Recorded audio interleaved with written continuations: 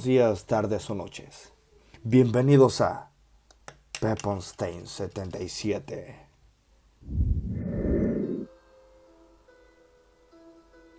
Las organizaciones criminales tienen cada vez mayor incidencia a nivel mundial. El crimen organizado siempre ha sido objeto de estudio de la criminología por las características de violencia que ésta presenta. El mundo de la criminalidad, fomentada por las organizaciones criminales, han existido desde tiempos inmemorables y hasta la fecha siguen causando mayor incidencia a nivel mundial, por supuesto siendo un gran peligro para la sociedad, pero eso sí, aportan bastante a la economía de cada país. Cada vez que alguien pronuncia la palabra mafia, el pensamiento se deriva en la mayoría de los casos hacia la célebre Cosa Nostra. Los ajustes de cuentas entre los gángsters sicilianos se hicieron tan famosos que traspasaron las fronteras de la isla del sur de Italia y llegaron al cine de la mano del director Francis Coppola y su exitosa trilogía El Padrino. Los años pasaron y junto con ellos muchas organizaciones criminales nacieron alrededor del mundo. La sangre y el poder fueron apareciendo cada vez con mayor frecuencia. La presencia y hegemonía de estas mafias se encuentran principalmente en Italia, Japón, Colombia, México, El Salvador, Rusia y China, siendo la mafia italiana la que mayor presencia tiene en otros países. Ahora, te contaré sobre cuáles son las organizaciones criminales más peligrosas del mundo. Con el número 6, las pandillas centroamericanas. Dentro de Centroamérica encontramos a los Mara Salvatrucha, una pandilla juvenil, fundada durante los años 1980 en El Salvador, iniciándose como una hermandad de jóvenes exiliados por la guerra civil en Centroamérica, y desde entonces empiezan a vincularse con la vida criminal, cometiendo robos, peleas callejeras y por supuesto la venta de drogas.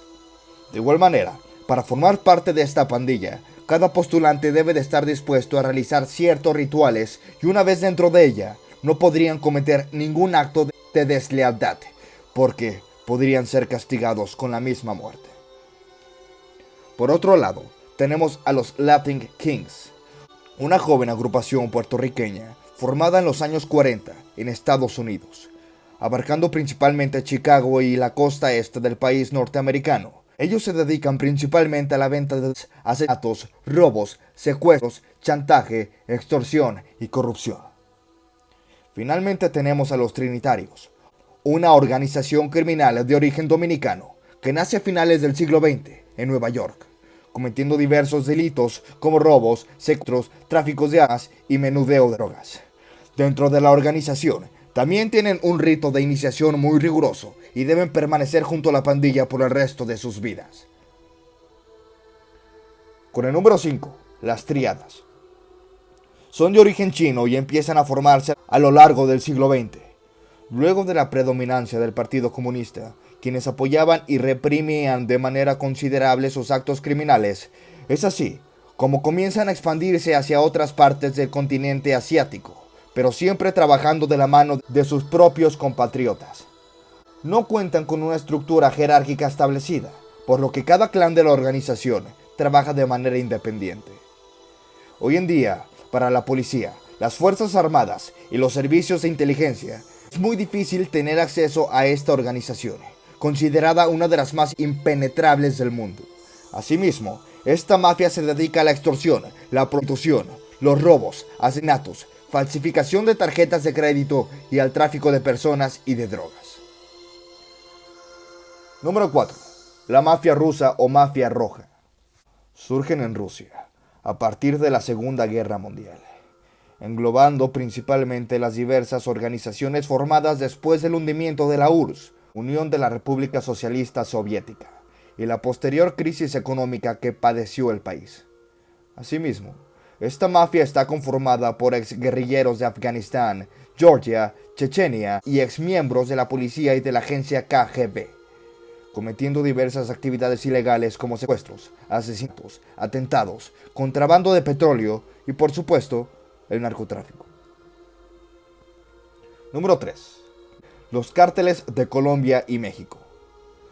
Una de las actividades ilegales más conocidas es el narcotráfico, surgiendo en el siglo XX en casi la mayor parte del continente americano.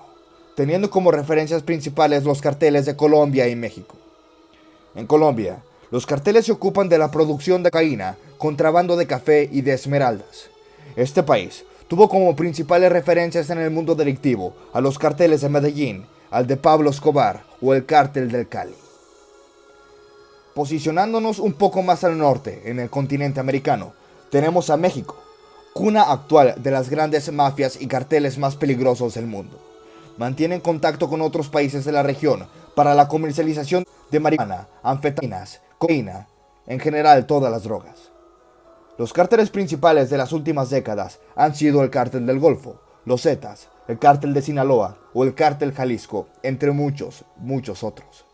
Del mismo modo, estos cárteles se dedican a actividades como la corrupción, extorsión, prostitución, tráfico de personas. Teniendo control de gran parte del país, han llegado a tener altos mandos del gobierno en las filas de estos cárteles. Número 2. La Yakuza. Los autodenominados herederos de los samurái son una de las organizaciones más peligrosas del mundo. Se formaron en el siglo XVII y desde entonces han buscado controlar y garantizar cada parte de sus territorios, siendo a partir del siglo XX cuando se vuelven más violentos y se expanden más allá de su territorio.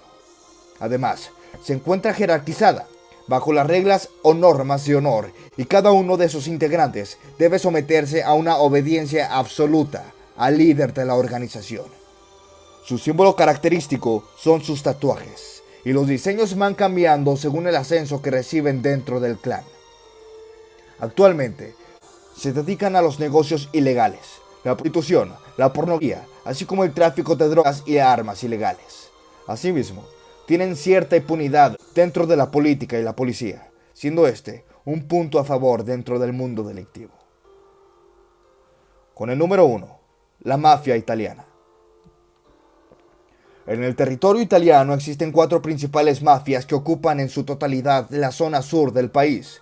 Entre ellas se encuentra la Cosa Nostra de Sicilia, la Camorra en Campania, la 'Ndrangheta en Calabria y la Sacra Corona Unita en Apulia, cada una de ellas vinculadas con la criminalidad. La Cosa Nostra, formada en Palermo a inicios del siglo XIX, organizada principalmente por familias o también conocidas como clanes. Esta organización se dedica principalmente a la extorsión, el tráfico de drogas y la corrupción.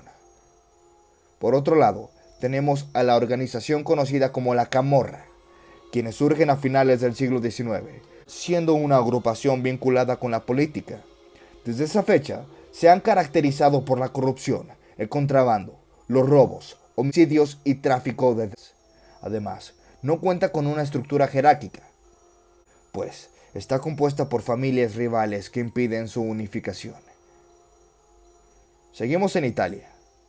Tenemos a la 'Ndrangheta, o también conocida como la Honorable Sociedad. Su auge comienza en 1970 y entre sus actividades delictivas se encuentran la extorsión, robos, secuestros y, como no podía ser de otra manera, el tráfico de drogas. Esta organización está formada por familias, es decir, los padres son sucedidos por sus hijos y así sucesivamente. En la región de Apulia se encuentra la organización de la Sacra Corona Unita, formada en 1981. Es la unión de más de 40 clanes de familias. Ellos mantienen una estructura piramidal, siendo la Sacra Società la máxima autoridad dentro de la organización, y cada orden debe ser ejecutada por las demás clanes. En la actualidad, se dedican a la extorsión, el tráfico de inmigrantes, de drogas y al negocio de la prostitución. El poder de estas organizaciones dentro de la sociedad ha ido aumentando más y más, por lo cual ha sido imposible para el gobierno intentar detener a estas grandes corporaciones del crimen.